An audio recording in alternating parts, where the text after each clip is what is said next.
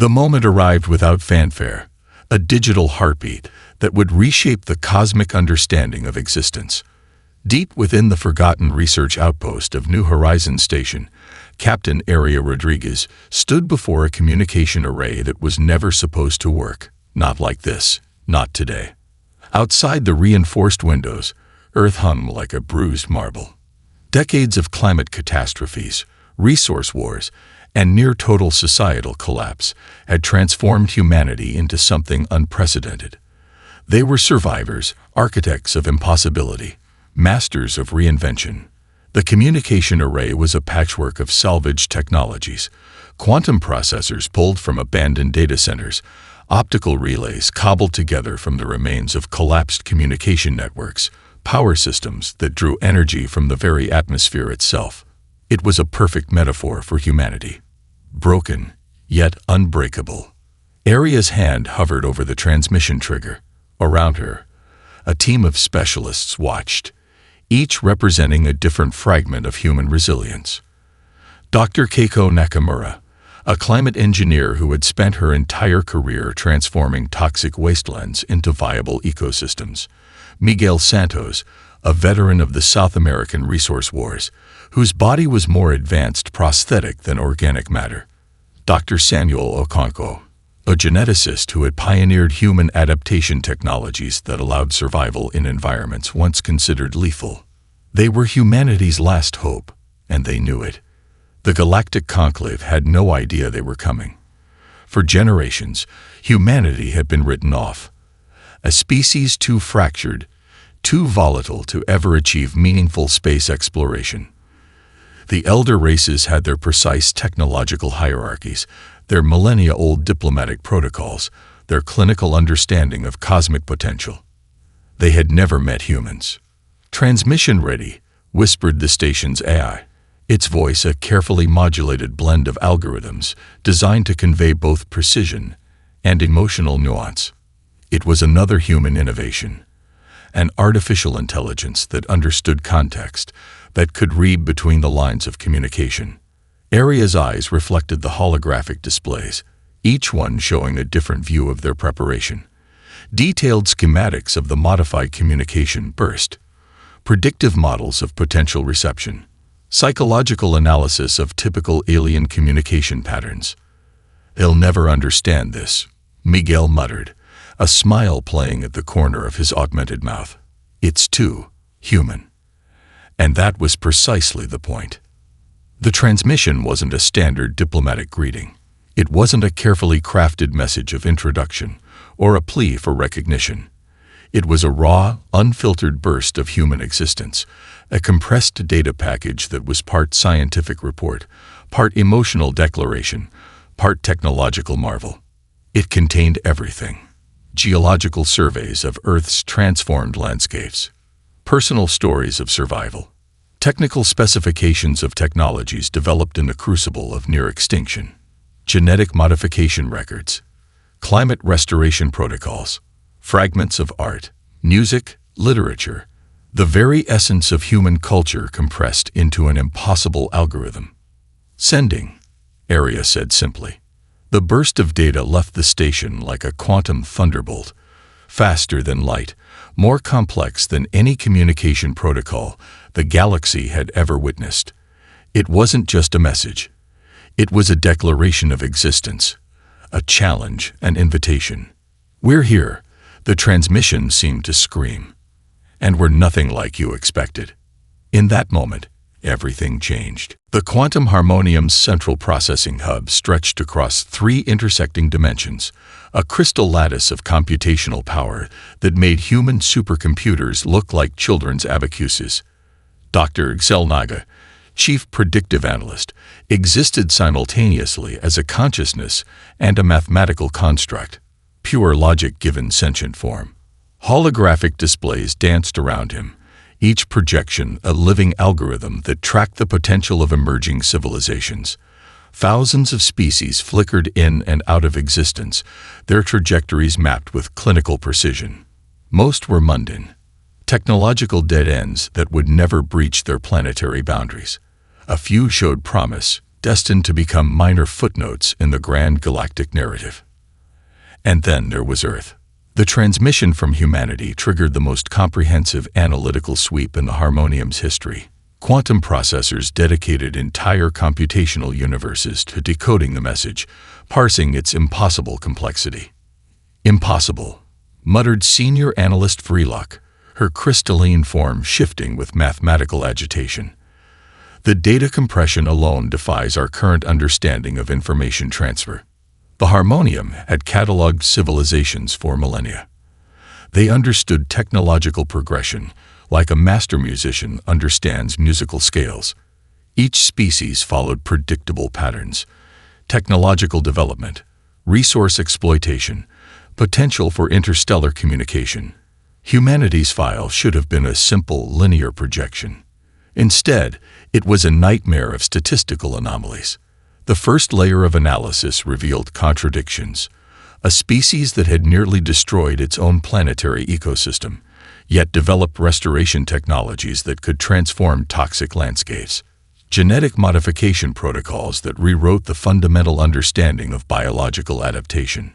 Communication technologies that seemed to blur the line between information transfer and emotional transmission. "Look at their conflict resolution algorithms," Vreelock said, projecting a holographic representation of human diplomatic negotiations. "It's chaos. Pure, unstructured chaos." Most species developed diplomatic protocols that were mathematical constructs, precise, logical, designed to minimize conflict through predictive modeling. Humans seemed to do the opposite. Their negotiations were a complex dance of emotion, misdirection, unexpected compromise. Where other civilizations saw conflict as a problem to be solved, humans saw it as a creative process.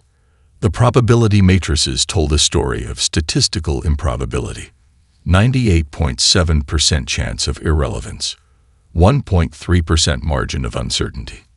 That 1.3% was what worried Dr. Xelnaga. In the vast archives of the Quantum Harmonium, there were whispers of other species that had defied statistical prediction. The Xeral Collective, who transformed entire star systems into living computational networks. The Resonance Tribes, who communicated through quantum-entangled emotional states. But those were legends, anomalies. Humanity felt different. Deep in the computational core, something akin to intuition, if such a concept could exist for a pure logical entity, began to form. The human transmission was more than data. It was a challenge, a statement of existence that refused to be categorized or contained. "Prepare a secondary analysis," Dr. Xelnaga instructed. "Full spectrum. Cross-reference with every known anomalous civilization development pattern." The other analysts knew better than to question. When the chief predictive analyst requested a full spectrum analysis, it meant something had triggered a fundamental uncertainty in their models. Somewhere in the vast computational universe of the Quantum Harmonium, a new set of calculations began, and for the first time in millennia, the result was not a neat, predictable projection. It was a question. The first signs of the void swarms approach were subtle, a whisper of quantum distortion that most civilizations would have missed. But humanity had learned to listen to the universe's smallest tremors. Deep within the Martian research nexus, an early warning system designed by Dr. Elena Rodriguez began to pulse with an ominous rhythm. It wasn't a standard alarm. It was a living network of quantum sensors, biological interfaces, and predictive algorithms that represented the pinnacle of human adaptive technology. "Incoming," the system's AI announced, its voice a carefully modulated blend of urgency and calm.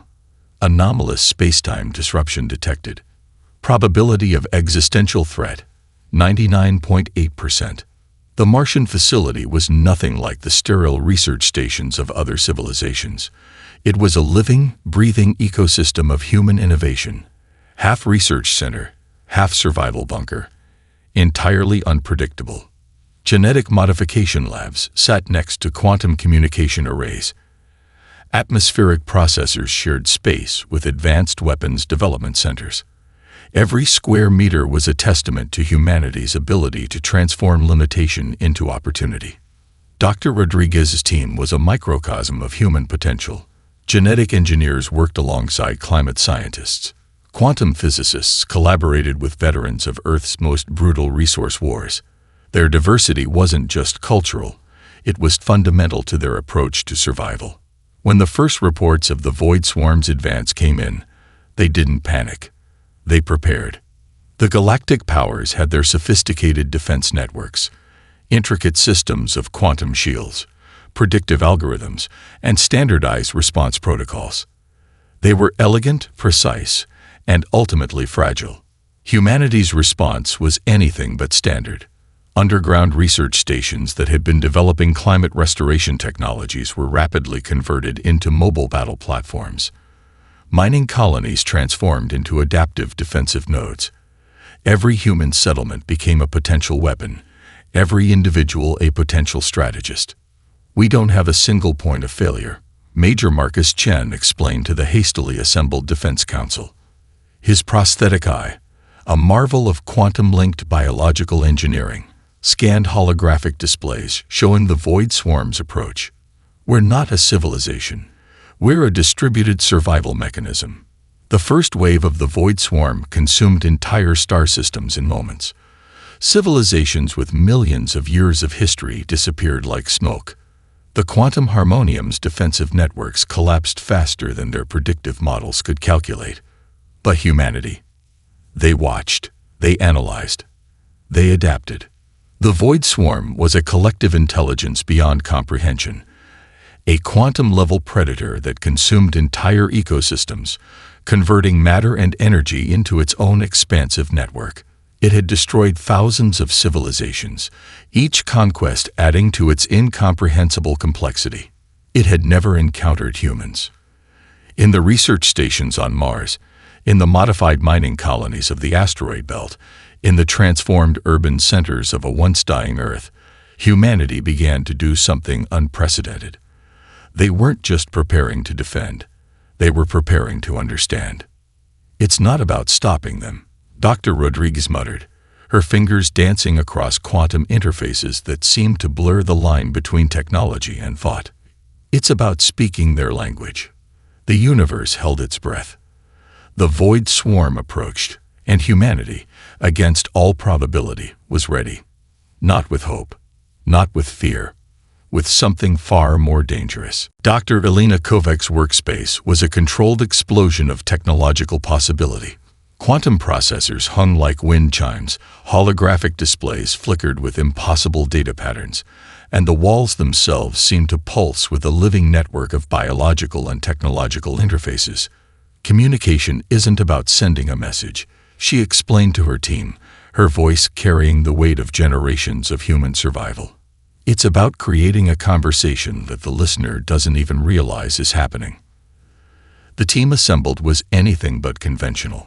Dr. Yara Ahmed, a quantum linguist whose work had revolutionized interspecies communication. Professor David Chen, a neuropsychologist specializing in adaptive communication strategies. Martins Rodriguez, a veteran of Earth's most brutal cyber warfare campaigns. Each represented a different approach to the fundamental human skill of understanding the incomprehensible. The Void Swarm wasn't just a military threat. It was a communication enigma. Most civilizations approach alien communication as a mathematical problem, a series of signals to be decoded, translated, understood. Humans saw it as something far more fluid, a living, breathing organism of information that could be manipulated, transformed, turned back on itself. "Look at this," Dr. Ahmed said, bringing up a holographic representation of the Void Swarm's communication patterns. Where other analysts saw random quantum fluctuations, she saw something else entirely. It was a language, but not like any language ever encountered. The Void Swarm communicated through quantum entanglement, through shifts in space-time that most species couldn't even perceive. Its communication was simultaneous and recursive, each message both the cause and effect of its own transmission. Most civilizations would have approached this with scientific detachment. Humanity approached it with something far more dangerous, creative obsession. "We're not trying to understand it. Martins muttered, his augmented eyes cycling through dozens of computational models per second. We're trying to become it. The first breakthrough came unexpectedly.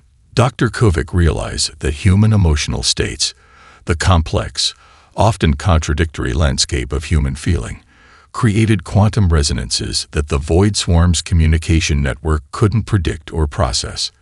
Imagine a language where anger could be a defensive weapon, where hope was a form of technological interference, where the very act of feeling became a method of communication.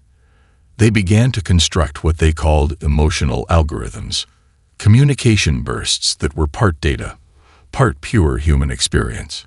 Each transmission was a complex tapestry of scientific precision and raw emotional energy.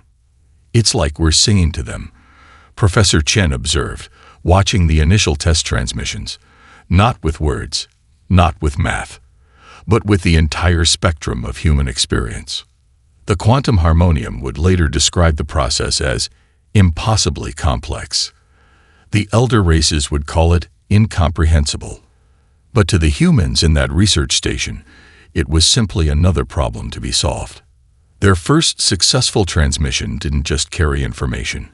It carried the entire messy, beautiful complexity of human existence, a quantum burst that was part scientific report, part emotional symphony, part existential declaration. We are here, the transmission seemed to say, and we are nothing like you expect. In the vast darkness between stars, something listened, and for the first time, it didn't know how to respond. The mining colony on Titan had never been intended as a military installation. Established as a resource extraction point, it now represented the bleeding edge of human survival strategy. Major Marcus Chen watched the transformation with a veteran's practiced eye. Every piece of equipment, every seemingly random configuration was a potential weapon. Atmospheric processors became electromagnetic interference generators. Drilling equipment transformed into precision quantum disruptors. The very rock of Titan itself was being turned into a living, breathing defensive network. We don't fight like other species, Chen explained to the mixed team of engineers, veterans, and xenobiologists. We don't have a single strategy. We have a million strategies, changing every millisecond. It was true. While other civilizations had rigid military hierarchies and predetermined battle protocols, human defense was a living organism. Each settlement, each outpost, each individual was a potential node in an adaptive defense network that defied conventional military understanding. The team around Chen was a testament to human diversity and adaptability. Dr. Aisha O'Keefe, a geneticist who had spent years developing adaptive biological interfaces, stood next to Miguel Santos, a veteran of Earth's resource wars whose body was more advanced prosthetic than organic matter. Nearby, Professor Lin Zhang manipulated holographic displays, showing quantum-level defensive configurations that seemed to dance between mathematics and art. Their enemy was unlike anything encountered in galactic history. The Void Swarm consumed entire ecosystems, converting matter and energy into its own expanding network. It didn't just destroy, it absorbed, transformed, integrated. Most civilizations would have seen this as a death sentence. Humans saw it as a design challenge. Look at how it moves, Dr. O'Keefe said, her augmented eyes tracking the Void Swarm's approach. It's not a military force. It's a living ecosystem of computational destruction. The first major engagement defied every principle of space warfare. Instead of massive ship battles or defensive fortifications, humanity deployed something entirely unexpected. Entire mining colonies became mobile defensive platforms. Research stations transformed into quantum communication nodes that could simultaneously attack, defend, and analyze. Chen's tactical approach was pure human innovation.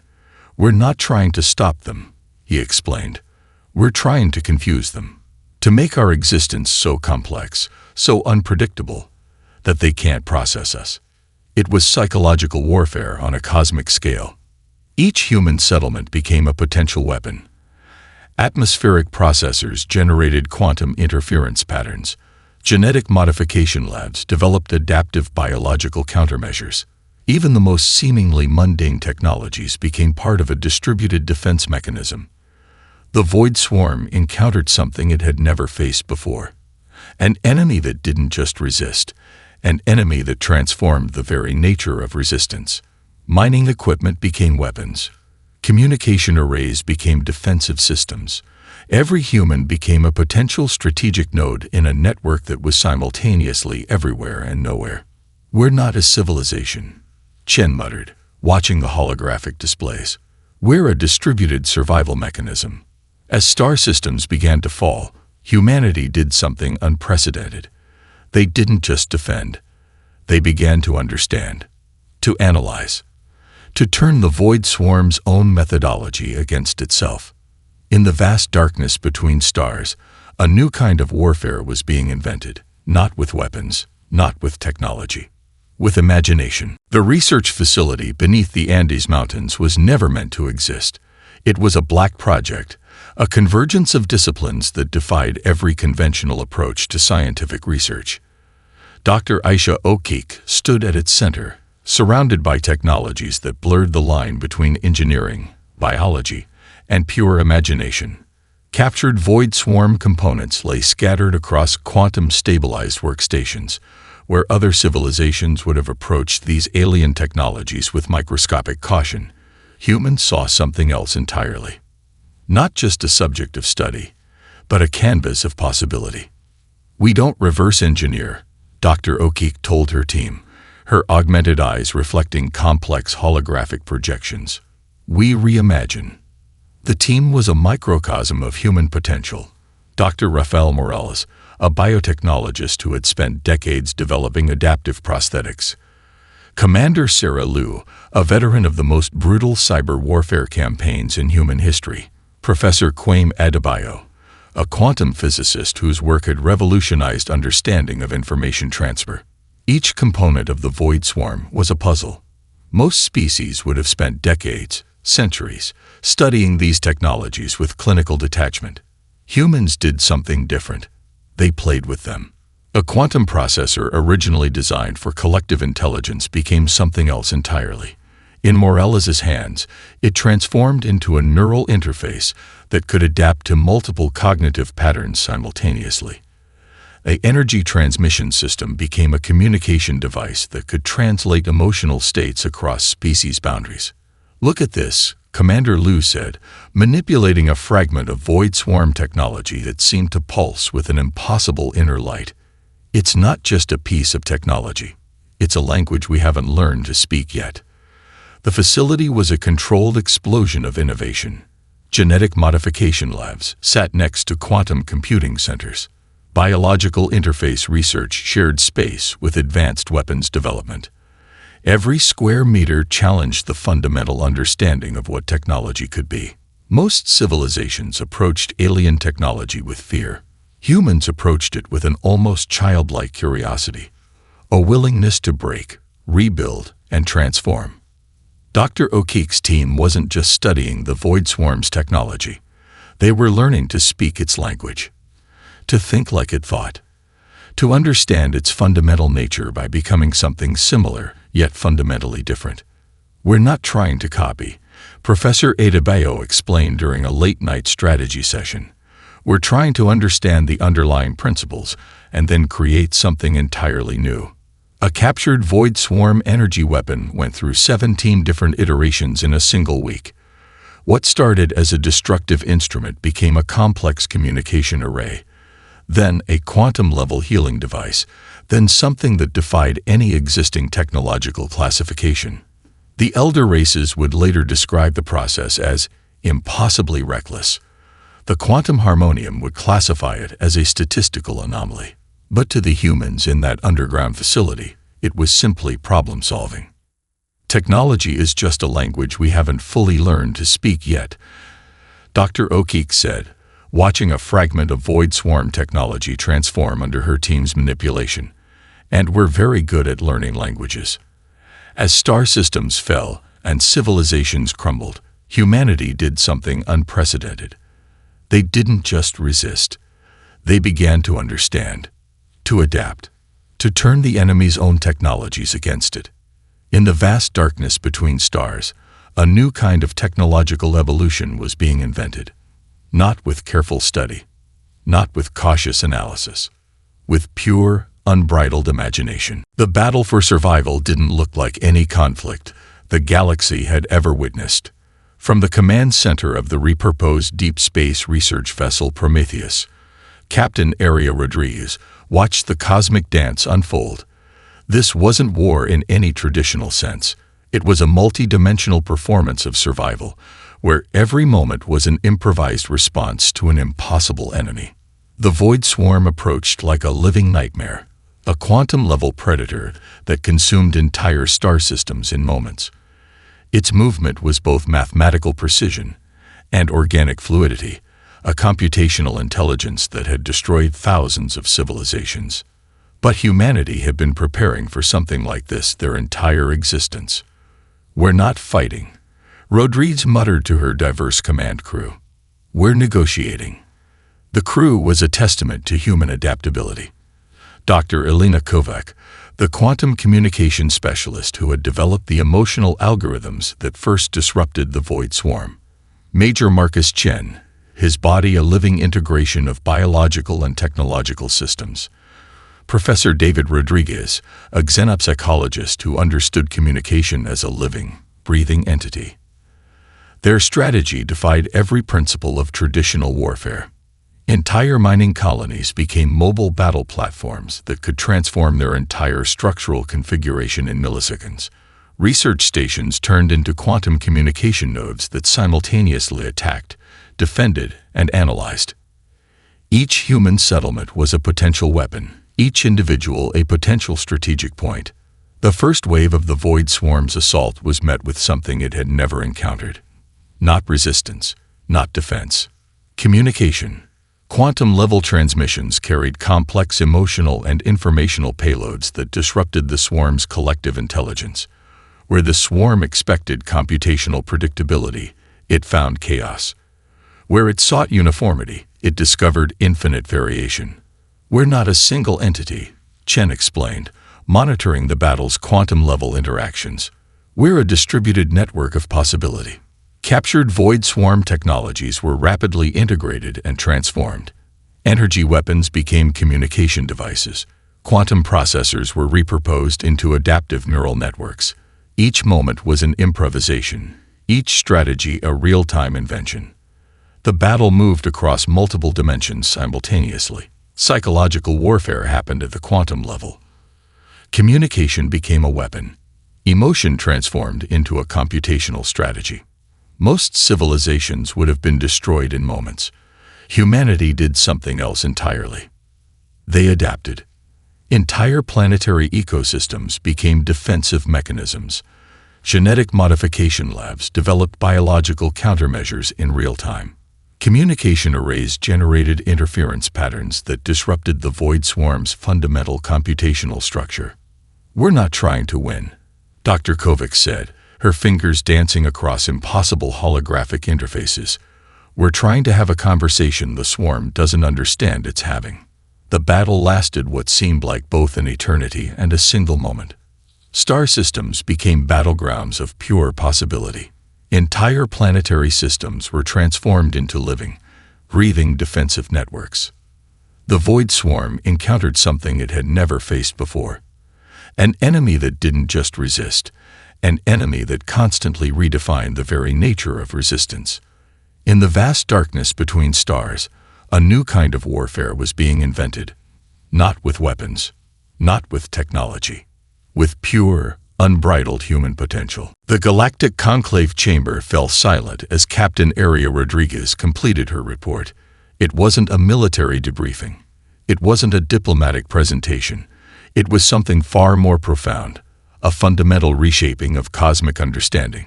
Representatives from thousands of civilizations listened.